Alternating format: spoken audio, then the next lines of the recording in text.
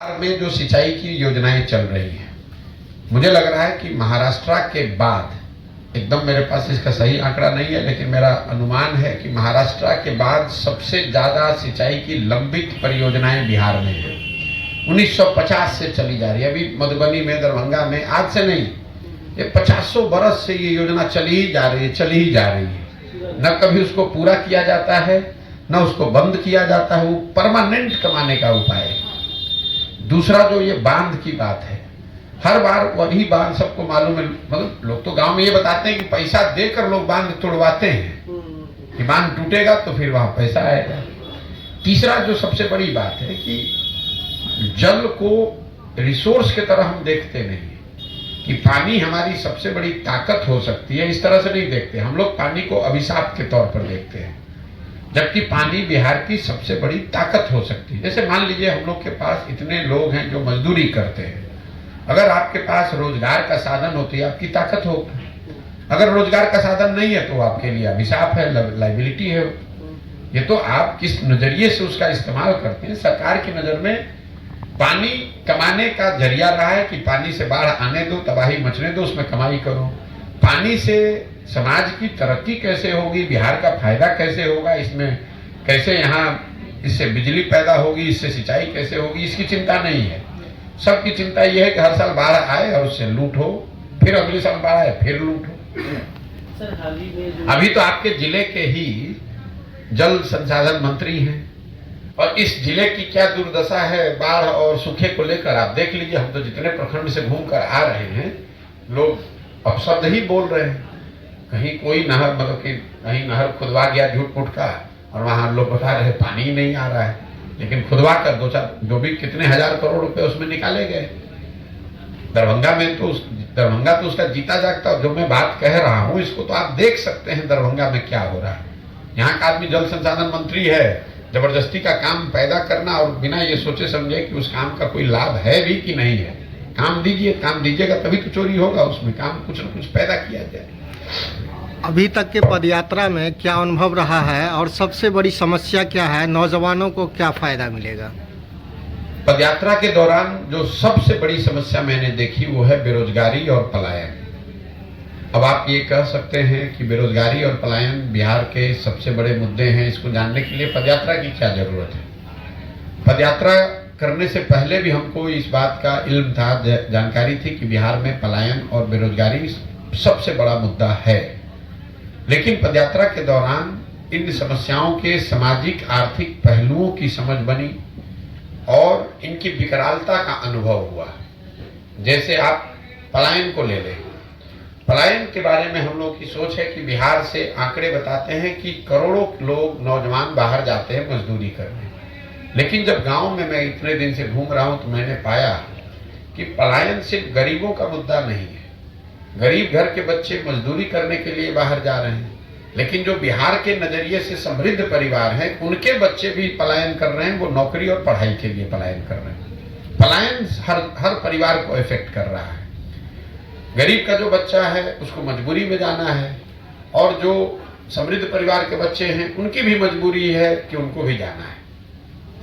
परिवार की परिकल्पना ही बिहार में पलायन ने खत्म कर दिया है। मान लीजिए हम 15 महीने से चल रहे हैं पैदल, तो बहुत आदमी बताता है भैया ये तो घर परिवार छोड़कर 15 महीने से चल रहे हैं। लेकिन जो आदमी ये बात बता रहा है उसको खुद नहीं इस बात का एहसास है कि उसके बच्चे भी 15 महीना में 1-2 बार ही घर आते हैं, क्योंकि लोगों ने इसको अपने जीवन की सच्चाई मान लिया। तो गांव के गांव 40 से 50% युवा जो है गांव का वो बाहर ही रहता है। जहां बाढ़ प्रभावित जो गांव पंचायत है वहां ये दर 70-80% है। ऐसे परिवार गांव में आप जाएंगे तो आपको ज्यादातर महिलाएं, बच्चे और बूढ़े मिलते हैं, नौजवान नहीं मिलते हैं। ऐसे परिवार जिसमें पति पत्नी, बाल बच्चे, माता पिता साथ में रह रहे हों, ये इक्का दुक्का ही गांव बचे हुए हैं। घर बचे हुए हैं गाँव में। होली, दशहरा, दिवाली लोग साथ में परिवार मनाए, इसकी परिकल्पना ही धीरे धीरे खत्म हो गई है। यही हाल कमोवेश बेरोजगारी का है। बेरोजगारी ऐसा नहीं है कि जो गरीब है उसके लिए बड़ा मुद्दा है कि हमारे बच्चे को नौकरी कैसे मिलेगी। जो यहाँ समृद्ध परिवार है वो भी अपने बच्चों के रोजगार के लिए उतना ही परेशान है। जो सो कॉल्ड यहाँ पर बड़े किसान हैं, 20 बीघा 25 बीघा की खेती कर रहे हैं, जो छोटे मोटे व्यवसाय करने वाले लोग हैं, वो भी आकर अपने बच्चों के 20-25 हजार रुपये सरकारी नौकरी के लिए भी हाथ जोड़ने को तैयार है। संविदा पर तमाम लोग ऐसे काम करते हुए जब मुझे गांव में मिलते हैं, 6,000, 10,000, 12,000 रुपये पे नौकरी कर रहे हैं। उनसे पूछिएगा, वो 10 बीघा का मालिक है, लेकिन 10,000 रुपया के लिए भी, नौकरी के लिए कुछ भी करने को तैयार है।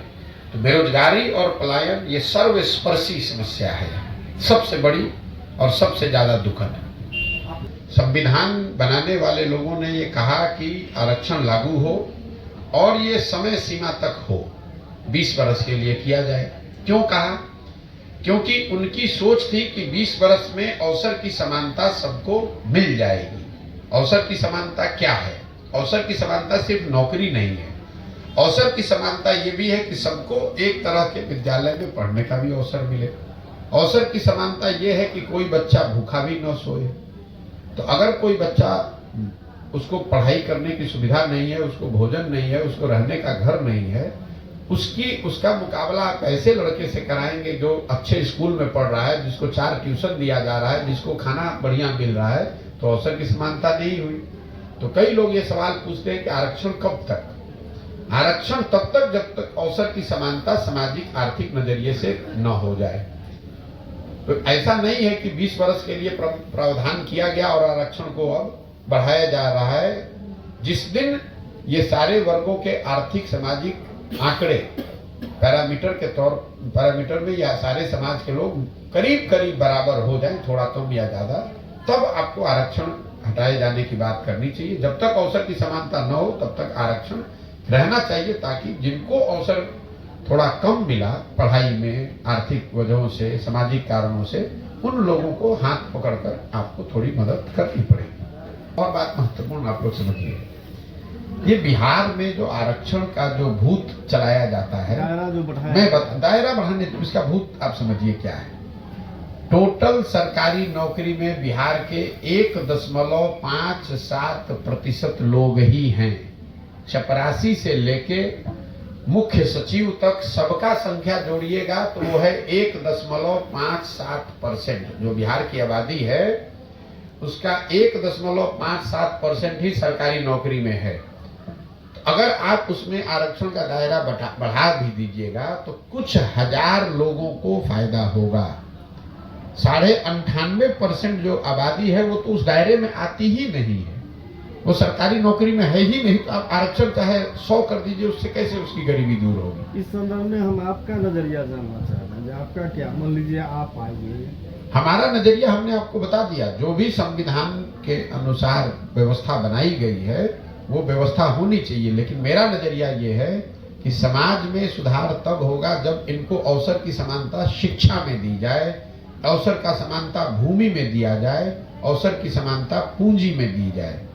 दलित परिवार के बच्चे, जो अति पिछड़े परिवार के बच्चे हैं, उनको पूंजी भी दी जाए ताकि वो रोजी रोजगार कर सके। उनको बच्चे को अच्छे स्कूल में पढ़ाया जा सके ताकि वो आगे जाकर कम्पीट कर सके। उनको भूमि दिया जाए ताकि वो अच्छी खेती किसानी कर सके। सिर्फ सरकारी नौकरी में अगर आप आरक्षण करेंगे और दूसरा कुछ नहीं करेंगे तो इन समाज को उसका फायदा नहीं मिलने वाला है। और ये बात जो सरकार ने अभी जातिगत सर्वेक्षण कराया, ये इन्होंने अपना मुंह पर खुद कीचड़ लपेट लिया। भाई 32 बरस से आप कह रहे हैं कि आप सामाजिक न्याय के नाम पर राजनीति कर रहे हैं, सत्ता में बैठे हुए हैं। 32 बरस से बिहार में सत्ता में है कौन? लालू और नीतीश।